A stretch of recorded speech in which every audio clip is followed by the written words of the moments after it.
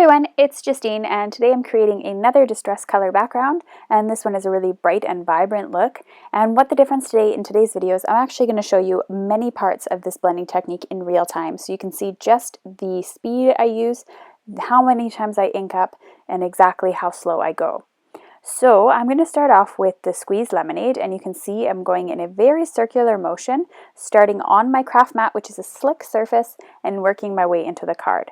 That is step one to having a successful distressed inked background, is having a slick surface to work on and work into your card rather than putting your blending tool directly on the card.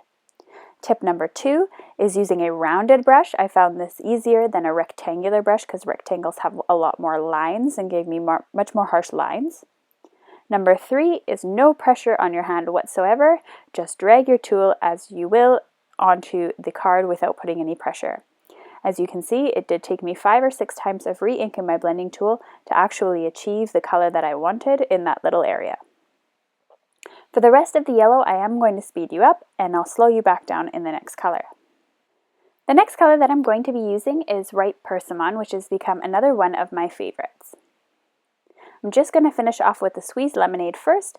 As you can see, I've inked up a few different areas, and now I'm going to go in with the Ripe Persimmon, and I'm going to blend into the yellow.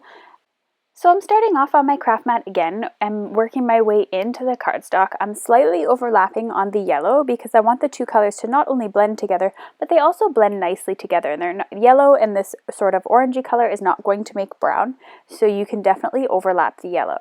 As you can see, in some areas I'm going to completely overlap the yellow, and that'll give me a new color with the persimmon and the squeezed lemonade mixed together, and it'll give me a new distressing color. So you can really stretch your distressing colors by overlapping two colors completely and creating a new one. As you can see, I'm just going in throughout the bottom of this cardstock here and then slightly overlapping the yellow again and just darkening it up overall. Again, you're in real time right now, so you can see how many times I go out and ink, and you can also see exactly how quickly I'm going with my circular motion. You can also see exactly how long it takes me to do this background. In total, to ink up this background, it took around 8 minutes, just to give you an idea. Please remember that when you're starting out with distress inking and blending, your results may not be spectacular.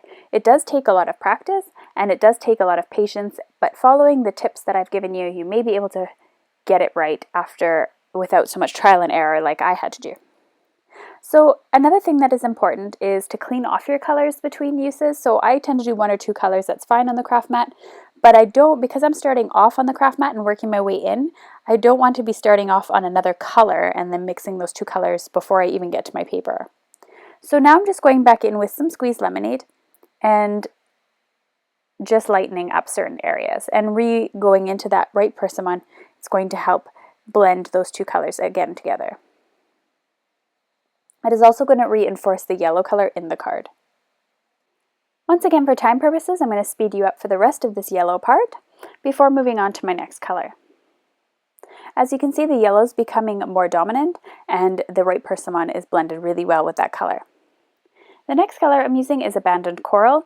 This is a very similar color to Ripe Persimmon, but has more of a pink tinge to it, and I'm just going to be inking up some of those white areas. It is also another color that blends well with both the Squeeze Lemonade and the Ripe Persimmon, so I'm not going to worry about overlapping colors at all or making any sort of brown yucky mess. And so I'm just going to continue in. I'm kind of using bigger circles at this point. I think my hand was kind of getting tired, and I'm just going in over the leftover areas. So I'm just finishing up the card. I'm just darkening up the middle area that was all white previously. You can see here how the Abandoned Coral really fits well with the other 2 colors that I've used, and overall the background is going to be quite whimsical and vibrant.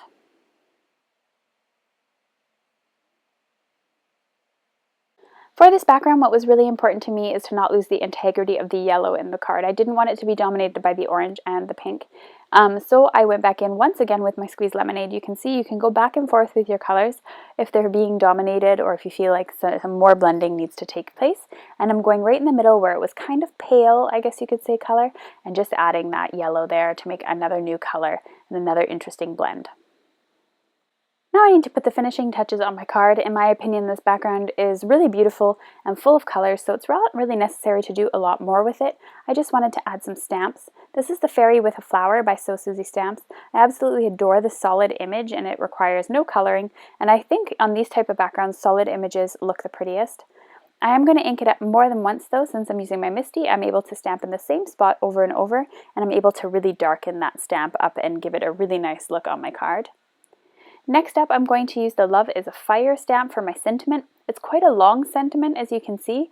So what I'm actually going to do is stamp the Love is a Fire here on the card, and you can stamp the rest of the sentiment on the inside of the card if you like, or you can leave it as is.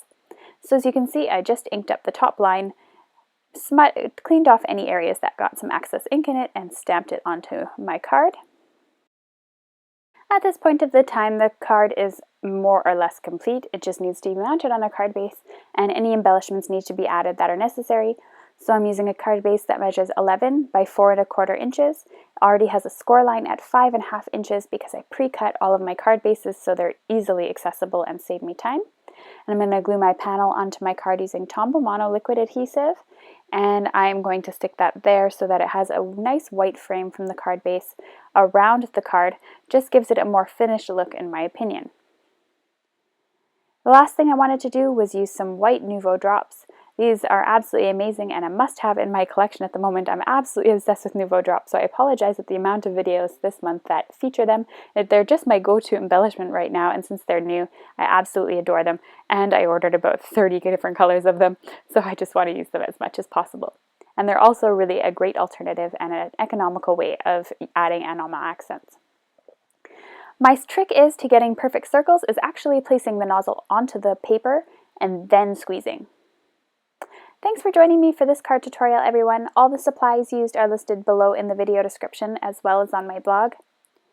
You're able to click up at the top here to access my blog. You can click on either moving video to access a video tutorial that I've previously created, or you can click on the subscribe button to subscribe to my YouTube channel.